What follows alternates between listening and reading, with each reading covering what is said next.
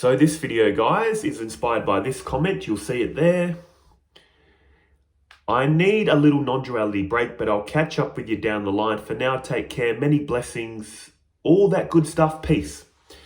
This comment is from one of my long-term subscribers that has left so many beautiful comments in the past. Really good stuff. And I know they'll be back in the future, and I know what they're going through right now because I've been through this many times on this spiritual path.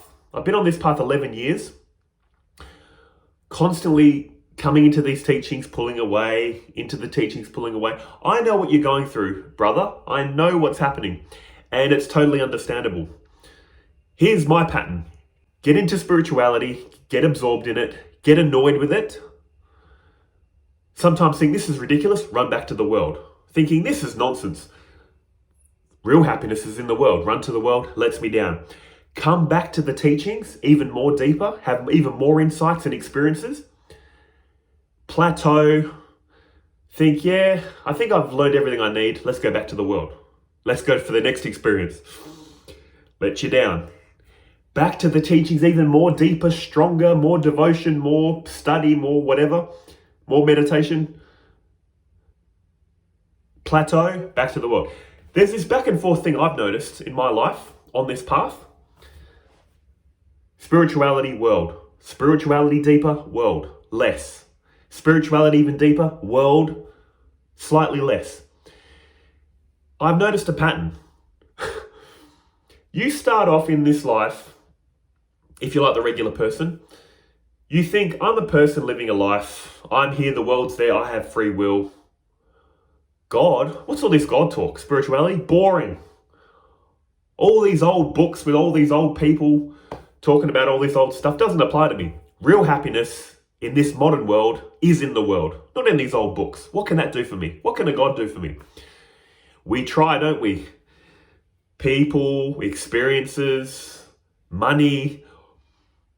We go after all the carrots that the world dangles in front of us. What happens? It eventually leads to frustration when we don't get it, or dissatisfaction when we get it, and we feel like, oh, it wasn't what I thought. I can't remember the guy's name, but there's a beautiful quote. There are two great disappointments in life: not getting what you want and getting what you want. Not getting what you want builds up bitterness and resentment. Getting what you want leads to a feeling of, you adapt to it, don't you? You go, oh, it's not doing it for me. That's how most of us start off our life. Then we might hear some stuff about God or spirituality, non-duality, and go, let's just check that out. Get a few little cool insights. Think we've learned it all. Think we know what it is and go, yeah, cool and all. It's the one appearing separate or something. Let's go back to the world. Keep chasing the world, lets us down. Come back to the teachings even deeper. Then back to the world. There's a back and forth momentum I've noticed in my journey, and I'm pretty sure you're noticing it or will notice it, anyone watching this, and it's totally fine. This is totally natural. Getting into non-duality or spirituality or religion, there is a back and forth effect, which you may have noticed or you're going to experience, trust me, if you're new. And it's all okay. The two greatest insights of non-duality. But what is non-duality saying? There is the one consciousness appearing separate. To go from feeling like I'm a person living a life to it's the one appearing separate is a big jump. You need to go back one step. That's why they talk about self-inquiry. You feel separate already. I'm here, I'm not there. Self-inquiry still gives you the feeling of separation, but a more enlightening type of separation, doesn't it? For anyone that are into these teachings, you know what I'm saying. And if you're not into these teachings, if you're new, they talk about self-inquiry, the witness state. What is that? You feel conscious, real and free, don't you? Why even investigate? I feel conscious, I feel real, I feel free. The mistake we make though is, I'm conscious, real and free as this person. Yeah, I'm conscious, I'm real, and I'm free, I've got free will. You ultimately are conscious, real and free, but not in the way you think. That's what self-inquiry is showing you. You're conscious of a world. It's not conscious of you. You're conscious of a body. It's not conscious of you. You're conscious of your breathing, your thoughts, your feelings. They're not conscious of you. You're conscious of your ego. That story about your life. I'm this person. I've lived this many years. I've done this. I've done that. You know that story. You're conscious of it. You're conscious of all these things because you are consciousness itself. That's what ultimately self-inquiry is showing you. You are consciousness. Consciousness is real. It's the only reality there is. We can debate every single thing, politics, religion, how things should be done or shouldn't be done. We can't debate that we're conscious, that we're real. Consciousness is real. You're conscious, you're real, and you're free. Consciousness has non-objective qualities. It's limitless. Reality is happening in 3 dimensions of space, 1 dimension of time. It's limited. Consciousness knows these 3 dimensions of space and 1 dimension of time. Consciousness does. You do. That's why you're conscious, you're real, and you're free. That's what your true self is. But our ego takes that feeling of, I'm conscious, I'm real, I'm free, puts a veil of separation over it, and then we think, oh, I'm conscious, real, and free. That's what I feel, only as this person. So non-duality is showing you that this ego is just an illusion. That's the biggest insight non-duality will give you. This person is just an appearance in what you are. This person, with all of its free will, thinking it's free, isn't free. Your essence is free. This egoic self is under the sway of causation, cause and effect. Look at every thought and feeling this person has, and you can trace it back to a prior thought or feeling or cause. Your thoughts are just bubbling up, and then you take action. Your feelings are just appearing, then you take action. Now, there's more to this that I want to get into in this video on free will. But here's what I'm leading to with this whole video. At a certain point on your non-dual path, you'll realize, hang on, I lived most of my life thinking I was freely, as this person, freely in control of my thoughts and actions, freely thinking religion's rubbish, spirituality's rubbish, the world is where all the happiness is. I freely chose that. Slowly, you're going to realize, and in the final realization, you realize life has just been living life. I do not perform any action. My true self, I don't know if you can feel this now, or you're getting a glimpse of it, or it might be totally sound ridiculous to you, but I'm going to promise you one thing. At a certain point on your path, you're going to realize I wasn't in control of anything, this person. I'm in a state of peace, relaxation, non-action, that paradoxically is giving rise to all this action. The reason I'm saying all this is, I'm going to switch it to devotional language now, because devotion is needed for this ego. The word God is very powerful for this ego. It humbles this ego. This ego needs to be humbled. This ego needs to be surrendered. So I'm going to switch into God talk now.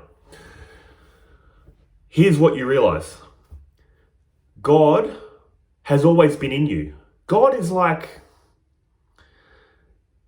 I picture God like a flower bud in your heart that eventually and inevitably has to blossom. You can't control the blossoming. What I'm saying is, you realize God has been in control of your life the entire time. When you thought, I'm a person living a life, God is nonsense, that's what God wanted you to think. When you started thinking, yeah, there might be something to this spirituality, God stuff, but mainly my happiness is in the world, maybe I'll get a little bit of peace from meditation, God wanted you to think that. When this realization fully blooms, when God fully blooms inside of you, you're going to realize God was guiding all my actions. God was sending me down detours, dead ends, thinking there's happiness here and there. Why did God do this? So your body and mind can be in a state of surrender. You can't will yourself into surrender. It's going to happen naturally. How is it going to happen? Every time you seek happiness in this world, you build up bitterness, resentment, dissatisfaction. It's going to break you down. It's going to make you feel like, I thought I had my life sorted. I thought I had my life planned. It's not working. I have no answers. When you think you've got all the answers, you're not going to ask for help. But when you're in a broken state of surrender, by constantly trying to find it in this world, at a certain point, you're just going to give up and go, look, I give up. I surrender. Okay, if there's a God, can you help me? God needs to break you down through constant striving and seeking in this world, to be in a state of surrender, to say, look, God, you've given me free will. Can I just freely give this back to you and you run the show? And the beautiful twist of the story, you realize God was always running the show. That's why I'm a middle-aged man, I can admit this. This brings me to tears sometimes. Sometimes I'm just driving, I start getting tears. Why? Because this story of life is so beautiful. I can see what's happened now. And I'm so grateful and so blessed that this realization has blossomed for me here and now. It's just so beautiful. You just see how all the game unfolded. God made you think this. God made you feel that. God made you get into non-duality, think it's great, then think it's ridiculous, then think it's great again, go back to the world. This back and forth, God was doing it all to prepare you for the total state of surrender and all the peace and happiness that comes. See, what is happiness really? Absence of desire. Our ego thinks, I'll be happy when I get this, when they do that, when this happens. What is a desire? A contraction. When we get the thing that we desire, we expand, relax again. We're in a state of not desiring anymore until the next desire comes. Then when we fulfill the desire, expansion. When you're in a total state of surrender, you're in a total state of expansion, total state of happiness. Our ego thinks getting the things will bring happiness. Your true self, your soul, realizes, stop desiring and you'll always be in a state of happiness. It's so beautiful. Your ego can't see it.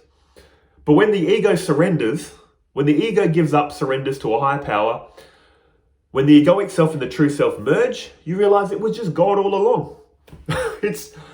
Oh man, if you know what I'm saying, if you're experiencing this right now, and if you're not, it's a spoiler alert. God has got you covered, guys. Here's what I want to say. If you want to trust anyone and anything, just trust me on this, please. And even you won't even have to trust me. It's going to be a fact for you. God is guiding all your actions. Everything you're thinking and feeling, spiritual or religious, He's doing it all for you. No effort required. Even the feeling of, I'm putting in effort, is part of God's plan. That's what I'm going to say. Once it all clicks, it's going to bring you to tears or it's going to make you laugh.